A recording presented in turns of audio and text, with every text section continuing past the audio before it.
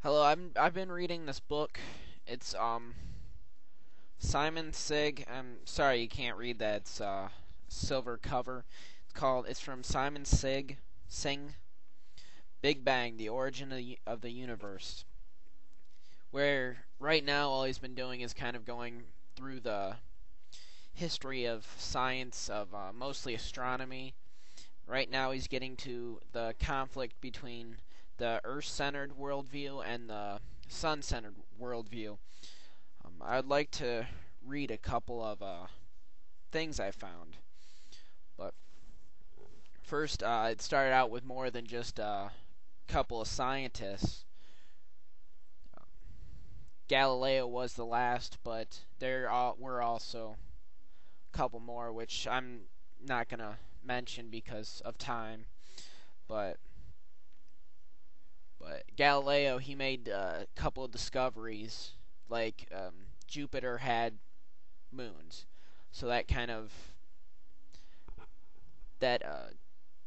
was in dispute with the Earth-centered worldview, and he did something with Venus, predicting their phases, just like the moon has. And after a while, in February 1616, a committee of advisors to the Inquisition formally declared that holding the sun-centered worldview of the universe was heretical. And as the earlier scientist Copernicus, his De Revolutionaribus, which was, in favor of the sun-centered worldview, was banned. So, in the past, the church deemed going against what they said was pretty much just a heretic. You were a heretic if you said the earth revolved around the sun. That's kind of a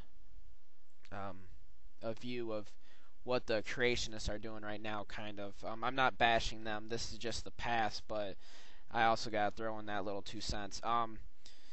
He made a book. Galileo wrote a book.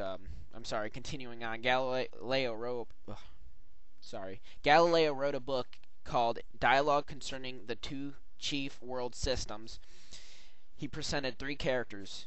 One was a moderator between a debate of Salviente, and the other one was Simplicio. Salviente presented the sun-centered worldview, and Simplicio defended the earth-centered one, which kind of rubbed the church the wrong way because, the earth-centered one was kind of an idiot. And at this one part, let's...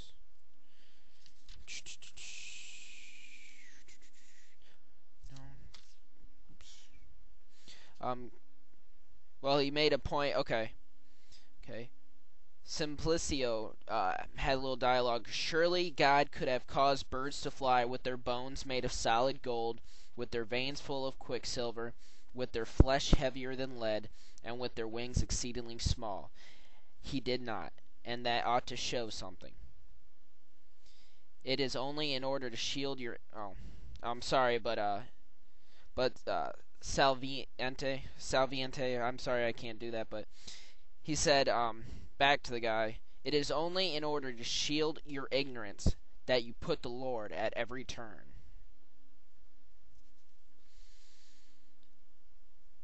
Later, after he wrote his book, about a couple years, they weren't completely done selling, or they were just pretty much done selling them, but in April 1633, the accusations of heresy centered on the conflict between Galileo's view and the biblical statement that God fixed the earth upon its foundation, not to be moved forever. It is heresy to think that the earth revolves around the sun. The Bible says that.